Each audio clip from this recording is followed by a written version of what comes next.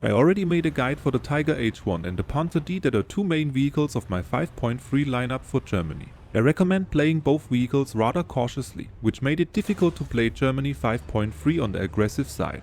I was always missing a tank which can bounce a few shots and attract the attention of the enemy. The Panzer IV 70V is a vehicle that can do exactly that, and after playing a good amount of matches, this tank is my new go-to vehicle when I need to brawl. Welcome to my new video on how I recommend to play the Panzer IV 70V. First, let's have a look at the advantages and disadvantages before we jump into my tips.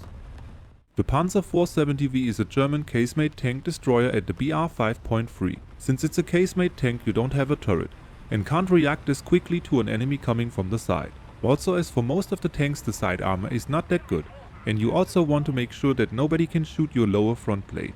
They will be able to take out your driver or transmission, and then you are stuck in place. And those 2 points are the only disadvantages of this tank. The rest is just outstanding, and when you know how to play this vehicle, your enemies will have a really hard time.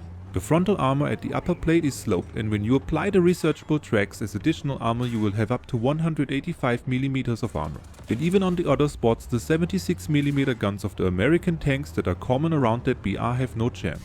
The mobility is also very good. You can reach up to 35 km per hour forward, and -8 km per hour of reverse speed helps you to get out of some tricky situations. In addition, it has a good hull traverse, and you can react fast to enemies. Now let's talk about the gun. The Panzer IV 70V comes with the 75mm cannon and up to 192mm of penetration for the stock shells. For 5.3 this is really amazing, like with the Panzer D, and you don't want to waste this gun on the edge of the battlefield. The stock shell also has some explosive filling, but for open top vehicles or squishy tanks I also take some high explosive shells with me. If you want, you can also research and use the solid round, but I don't think it is necessary. The gun has a depression of 7 degrees and you can use it to go hull down. It is not that bouncy like with the Panthers, and that enables you to get your aim faster on the weak spots of the enemy. This is really useful when you have to turn the whole tank to get your aim on the target.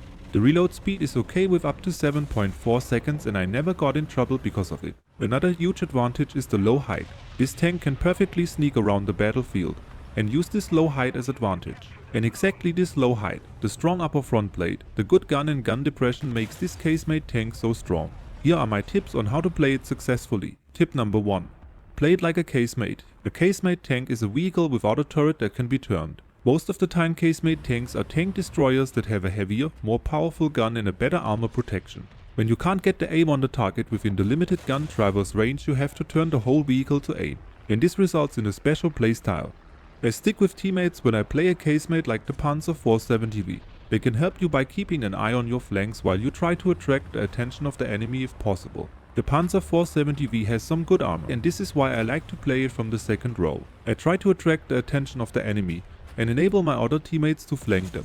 The powerful gun of the Panzer IV 70V also comes in handy. When I move from key position to key position, I use solid cover to cross a line of fire where I can't point my front armor at the enemy, even if this means I have to make a detour or back up. The side armor is the weakest spot and you can't turn your turret towards the enemy. When you play a casemate tank, you want to limit the possible angles from where you can get attacked, because you can't react that fast without a turret. But the Panzer IV 70V is one of the best casemate tanks in my opinion.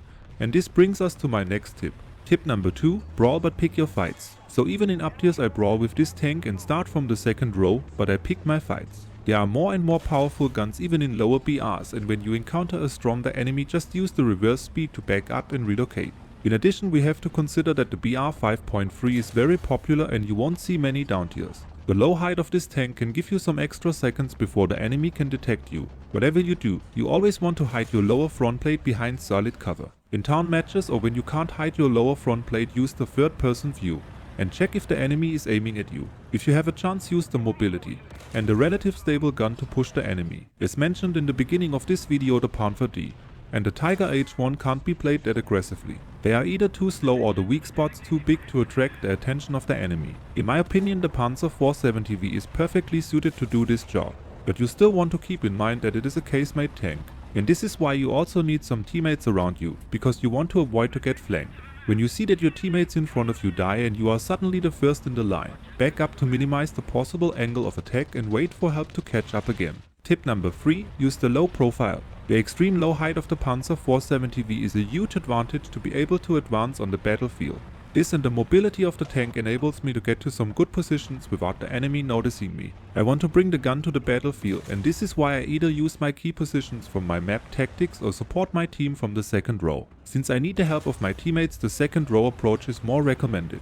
I had a lot of good matches where I was able to sneak to a good position with solid cover, and the enemy wasn't able to catch me getting there. Don't just sit in the back of the map and waste the power of this gun and armor. I hope I was able to give you some tips on how to play this tank. In my opinion, it is the strongest tank in the 5.3 lineup for Germany and can make a huge difference. Like, subscribe and leave a comment if you want to, and check out my Discord server for more information and to connect with other players. Hope to see you in game soon.